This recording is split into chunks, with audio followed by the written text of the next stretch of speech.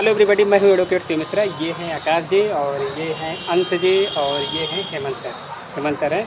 तो आज हम लोग ये बात करेंगे कि क्रिमिनल प्रोसीडिंग में जो केसेस होते हैं वो किन किन तरीक़ों से पूरी तरीके से समाप्त हो जाते हैं। तो हम पूछते हैं सबसे पहले अंश जी, आपकी जानकारी में कोई जैसे केस है, क्रिमिनल केस है, वो ख़त्म होने का क्या तरीका आपको कैसा लगता है? कौन सा तरीका आपने देखा है जो मुकदमे जैसे पूरी तरीके से ख़त्म हो गए?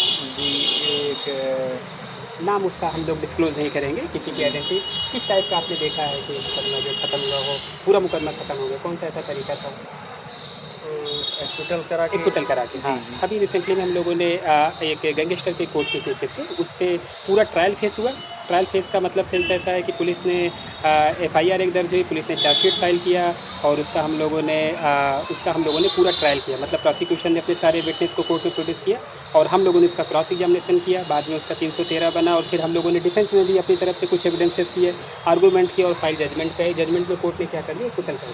एक्विटल कर दिया। तो मुकदमा क्या हो गया? खत्म हो गया। तो मुकदमा खत्म स्टेट केस में जो पहला तरीका है और वो तरीका है कि आप अच्छी क्रॉस एग्जामिनेशन कीजिए और कोर्ट को कन्विंस कीजिए कि प्रोसिक्यूशन अपने केस को beyond the reasonable doubt proof नहीं कर पाया है और वो पर्सन इनोसेंट था और कोर्ट उसको एक्विटल कर देती। ये पहला तरीका है।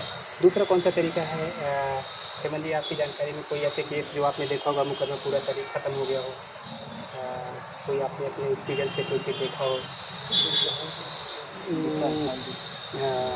ठीक है। दूसरा तरीका आपको याद होगा जैसे कि ठीक है, जैसे आकाश जी अभी रिसेंटली में हम लोगों ने बेल कराया था। बेल करने के बाद मैंने उसको कंप्रोमाइज़ फाइल किया था, तो वो भी मुकदमा लगभग ख़त्म हो गया। दूसरा तरीका स्टेट केस में क्या है कि कोई मुकदमा तब ख़त्म हो जाता है जैसे दोनों पार्टीज़ क्या होती हैं आपस में कंप्रोमाइज़ कर लेती हैं। कोर्ट ने कंप्रोमाइज़ कर ली। कंप्रोमाइज़ के बारे में जो प्रोविज़न पहले दिया गया था वो 320 में था, 320 सीआरपीसी में दिया गया था।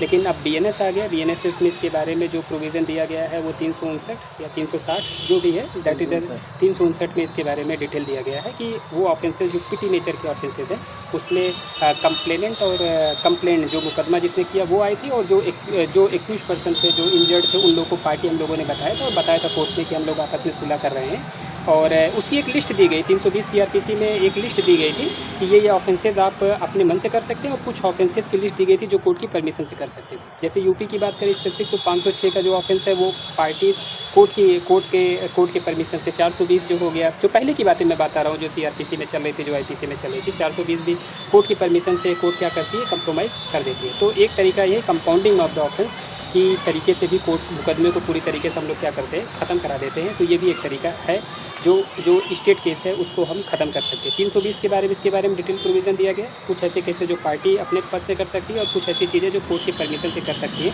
तो मुकदमा ख़त्म होने का दूसरा तरीका है कि कंपाउंडिंग ऑफ द ऑफेंसेस, जिससे कि मुकदमा वो ख़त्म हो जाता है।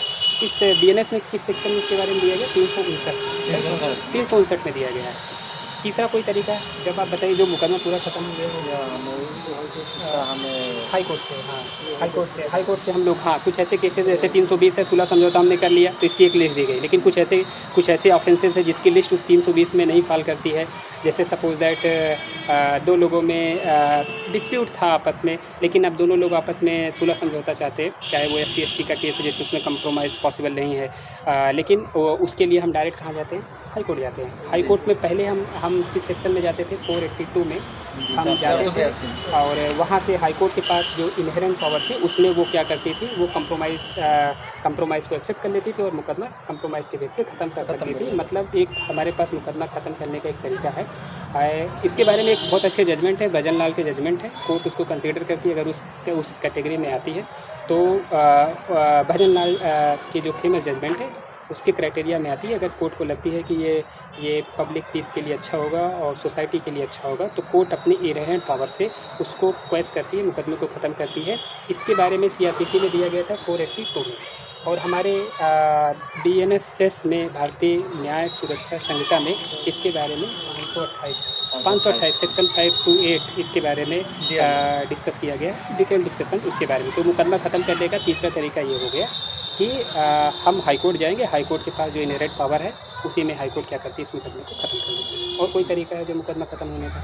और हम कन्फेस कल हम लोग एक छोटे से मुकदमे में कन्फेस कराएंगे। कन्फेस एक्चुअली मैं प्रमोट नहीं कर रहा हूँ कन्फेस के लिए, लेकिन अगर मेरी एज 60 साल है, बहुत पुराना मुकदमा है अब मुझे जॉब वॉब के लिए कुछ जाना नहीं, कैरेक्टर की कोई इश्यूज़ नहीं है, तो कन्फेस एक मीडियम है जहाँ पे आप अपने मुकदमे को ख़त्म कर सकते हैं। कन्फेस के बारे में जो प्रोविज़न है, मतलब कि हम वॉलंटरी कोर्ट के सामने हम आते हैं और बताते हैं कि मुझसे गलती हो गई है, और कोर्ट उसमें कुछ फ़ाइन लगा देती है या फिर कुछ जो भी कोर्ट का पैरामीटर होती है, जो पनिशमेंट लेजिस्लेशन ने बनाया, कोर्ट की मर्ज़ी है, कोर्ट उसको क्या करती है, वहाँ से भी कन्फेशन अगर हम करते हैं तो भी मुकदमे को ख़त्म करने का ये भी एक तरीका होता है।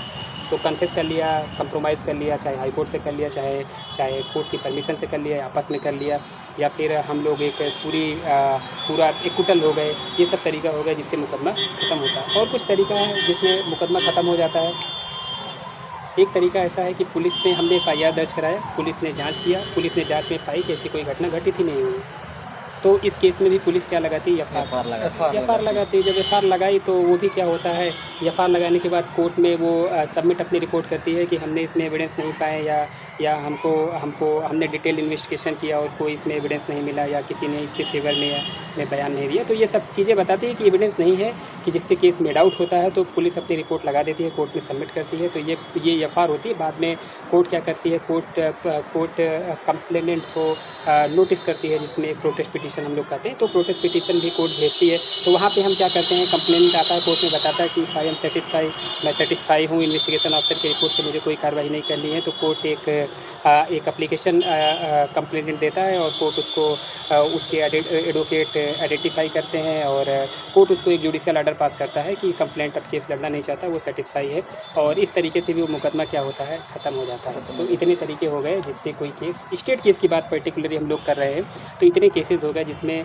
हम क्या करते हैं कि जो क्रिमिनल केस है वो पूरी तरीके से ख़त्म हो जाता है। एक तरीका और जो बहुत पॉपुलर है, उसके बारे में भी याद होगा कि कभी-कभी कुछ ऐसे जो स्टेट होती है, सरकार होती है, कुछ मुकदमे वापस ले लेती है। ऐसा भी हम लोगों ने सुना है कि कई नेता के खिलाफ सारे केस क्या करती है, प्रोसिक्यूशन वापस ले लेती है। स्टेट के पास ये पावर होती है।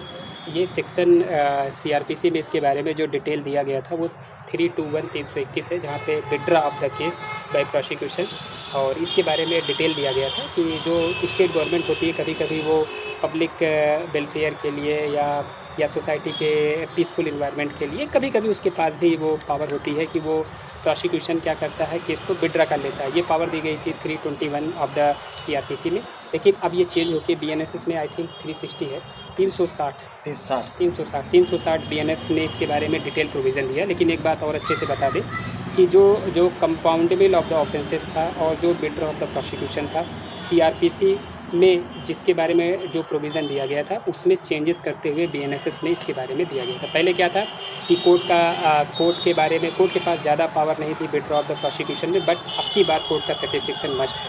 तो ये कुछ वेज थे, ये कुछ प्रोसेस थे जो हमारे प्रोसीजर पहले सीआरपीसी में दिए गए थे, अब भारतीय न्याय सुरक्षा संहिता में दिए गए थे कि किसी भी स्टेट केस को हम कैसे पूरी तरीके से ख़त्म कर सकते हैं।